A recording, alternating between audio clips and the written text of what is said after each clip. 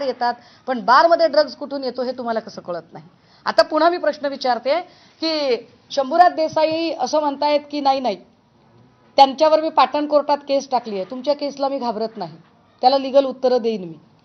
पण तुमच्या केसमध्ये मी कुठेही जामीन मागितला नाही, मी कुठेही माफी मागितलेली नाही, हे ऑन कॅमेरा सांगितलं पाहिजे. आणि मागणार नाही आयुष्यात. माझ्या पाठीला कणा आहे, रबर नाही. माझे इमान जिवंत आहे, माझे इमान तुमच्यासारखं मेलेलं नाहीये. ज्युडिशियल काय काय झालं त्याच्या सगळ्या प्रोसेस मी सांगू शकते, पण मॅटर ज्युडिशियल आहे. तुम्हाला जरी लीगलचा रिस्पेक्ट नसला तरी तो माझ्याकडे आहे, त्यामुळे मी त्यावर इथे वाच्यता करणार नाही. पण तुम्ही काल इतकं मोठं बोलत होता, तर पालकमंत्री म्हणून तुम्हाला काय ढेकळं कळलं? काय ढेकळं माहिती आहे तुम्हाला? तुमच्या पालकमंत्रीच्या म्हणून असणाऱ्या तुमच्या टेरिटरीमध्ये दोन महत्त्वाच्या गोष्टी आहेत. एक, मिनी स्वित्झर्लंड असलेलं पर्यटन स्थळ महाबळेश्वर पाचगणी, आणि दुसरं 105 TMC पाणी क्षमता असणारं कोयना धरण. ज्या कोयना धरणाच्या परिक्षेत्रामध्ये 75 मीटरच्या एरियसमध्ये कुठलीही कमर्शियल किंवा रेसिडेन्शियल प्रॉपर्टी बांधता येत नाही, तरी सुद्धा 5 मीटरच्या आत ही प्रॉपर्टी कशी बांधली गेली? तुम्ही लोकांच्या जीवाशी खेळता? तुम्हाला ऑब्जेक्शन नाही घेता आलं? तुमच्या इंजिनियर्सनी तुम्हाला सांगितलं नाही? नसेल सांगितलं तर मी सांगते, चला असं गृहीत धरते की सांगितलं नाही लोकांनी.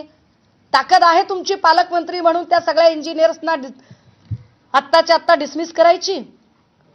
हिम्मत आहे तुमच्यामध्ये पालकमंत्री म्हणून या सगळ्या गोष्टींवर कारवाई करायची की कोणी कोणी कसल्या कसल्या परमिशन दिल्या आहेत त्या सगळ्यांमध्ये, की 75 मीटरच्या एरियासमध्ये बांधकाम करता येत नसताना हे जे काही केलं त्याच्यावर तुम्ही काय करणार आहात ते त्याच्यावर उत्तर द्या.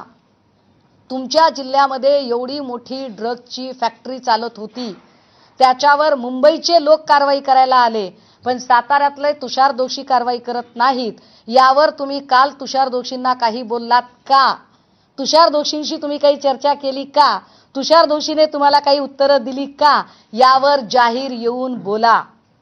तुम्ही बोलायची गरज आहे, कारण तुम्ही पालकमंत्री आहात.